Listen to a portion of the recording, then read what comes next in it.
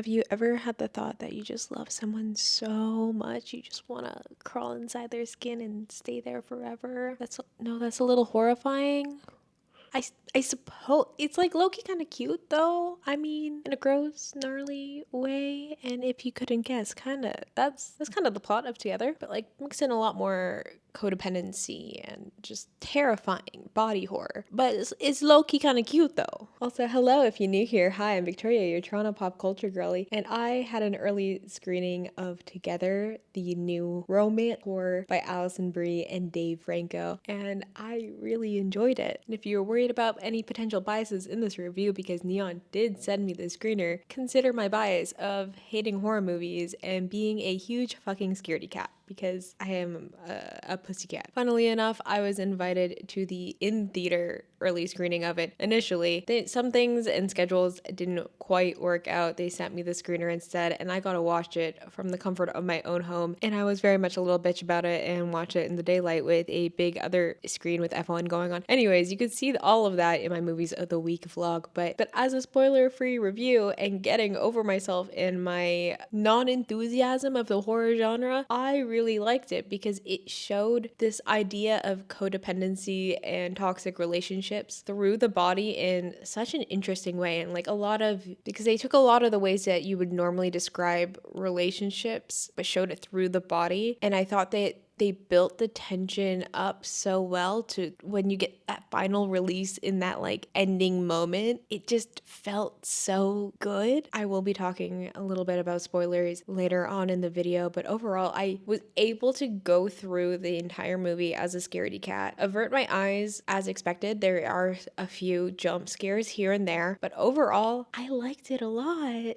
And like to really show that like I really don't do horror, the last kind of horror movie that I watched was Five Nights at Freddy's with the lights on. Surprisingly, that one didn't end up being scary. That one I expected a lot more jump scares from. But before getting into my spoilery thoughts, I did want to shout out to the marketing for this. Alison and Dave are married in real life, so obviously their chemistry in all of their press junkets and little photo ops and press tour has been great. My favorite two promotions that they're doing for this movie are if you propose at the movie, you send it in, they will pay for your elopement in Vegas. I thought that one was hilarious. I saw that before I saw the movie, and how that interacts with the movie, I appreciate it much more afterward. Additionally, too, if you watch the movie, you can get a free couples counseling session on them. I'll put the Instagram post on the screen for you, but oh my god, that is a great idea because this is a very dysfunctional relationship. So again, if you're relating to a lot or any of those things in the movie, definitely check that out because there's a whole theme of mental health in this movie. I really appreciate that. Like that is a really good like PR crossover thing. If you're also a fellow pussycat and you want some content warnings, trigger warnings of what's going to be in the movie and kind of when to avert your eyes, I have that for you right now. This might lead to some spoilers and then I'm going to give my spoilery thoughts at the end. Now I wrote down this list so I would try not to miss anything, but in terms of triggers and trigger warnings, there are kind of like mashed up people in a way where like multiple eyes, faces, limbs and everything. That's a little bit towards the end of the movie.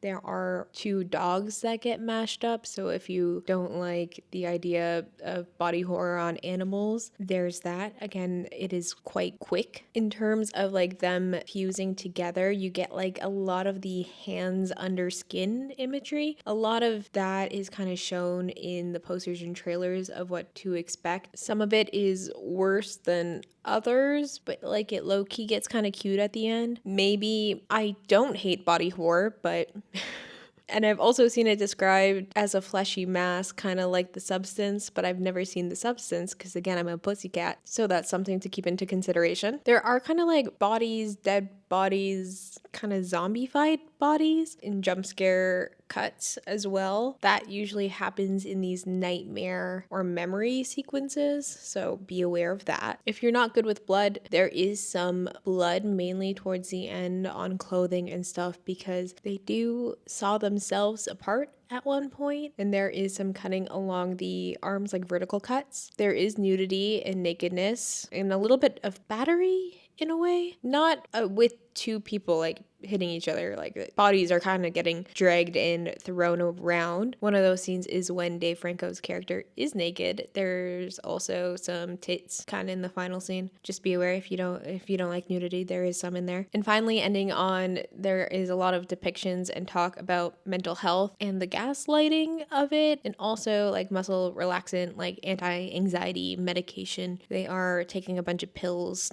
snorting pills, and just general sticking together and ripping themselves apart. You'll see that coming. I kind of looked away, so I don't think you see them actually fused when they are fucking, but there is a bit of blood on her legs afterwards. Throwing it out there. Now, with all those content and trigger warnings out of the way, again, it's a lot, but it is a horror movie, so it is to be expected, and it is scary, but like I was kind of okay, but it is scary. Anyways, my favorite part of the movie was actually how they showed kind of relationship verbiage, especially towards like toxic relationships, in like a very physical manner, like telling that story through the body. But starting from the beginning of the movie, there is a lot of foreshadowing about them being stuck together. Both their friends and siblings all essentially want them to break up before they go onto this big move to a very small and isolated town. But essentially they double down, they do the move, and it really starts off with the feeling of isolation. You see the isolation mostly in the move, in the fact that they're in a small town and he can't drive, so he can't get out. So like that idea of feeling trapped, he literally says he feels trapped in the relationship because he literally can't get out of town. And that gets amplified where once they go through their like paranormal stuff and they're getting drawn together after falling in the cave and everything, he literally can't leave town as much as he wants to. So he becomes physically trapped. A few of the things that I've written down is in relationships, people feel wrapped up in each other, and the kind of final scenes and like with the hands under skins and literally wrapping together. I thought that was really fun. A lot of hand imagery with the idea of like holding on to this kind of failed relationship. Again, a lot of hands under skin. One that was really fun was the idea of like feeling like you're suffocating in a relationship and her hair literally going down his throat and choking him. Insane. That was kind of terrifying, but I was able to look at that one. The idea of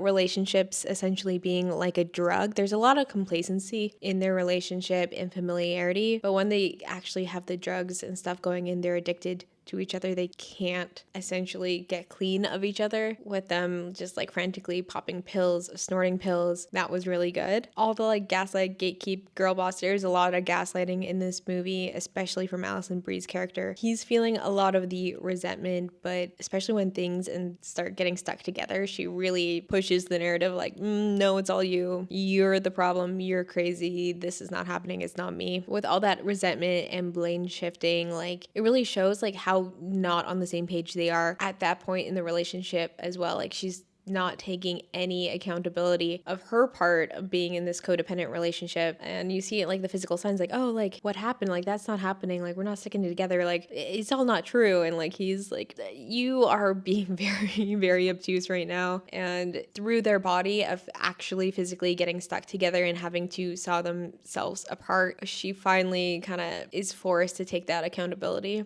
of what is actually going on in their relationship and what they might need and want. They want to separate, hence the saw. Also the bells of the cult. Like there's proposals. There's two different proposals in the movie. The cult is represented by bells, but once they finally join together, it's kind of like wedding bells in a way. And I thought that was a very clever little detail. And even though the ending we get is the horror ending of essentially becoming one, we're not supposed to probably root for them because they're in this such toxic, resentful, codependent relationship where they would need space to work on and having a proper relationship with themselves and each other. We obviously don't get that they fuse together, but that lead up to the tension where they almost get free. They were so close to sacrificing themselves for the other person to live. So you know their feelings are true and they do really love each other. But then it really falls back into a cycle. They won't let the other person kill themselves for the other, like sacrifice themselves for them. So it ends up being a loop, and Allison's character is dying and he can't let go. Another sign of their codependent relationship, and they end up fusing together. But at that point in their relationship where he saves her essentially, or saves themselves by joining together, they're finally on the same page of where they're at, their relationships, their feelings. They had the whole second proposal moment, and I think it was quite sweet and romantic seeing them finally get on the same page, even though the how is the horror ending. But then with the other missing couple, we could also see what would happen if they did try to fuse together and they weren't on the same page and tried to fight it, and that just ended up being a massive flesh and grossness.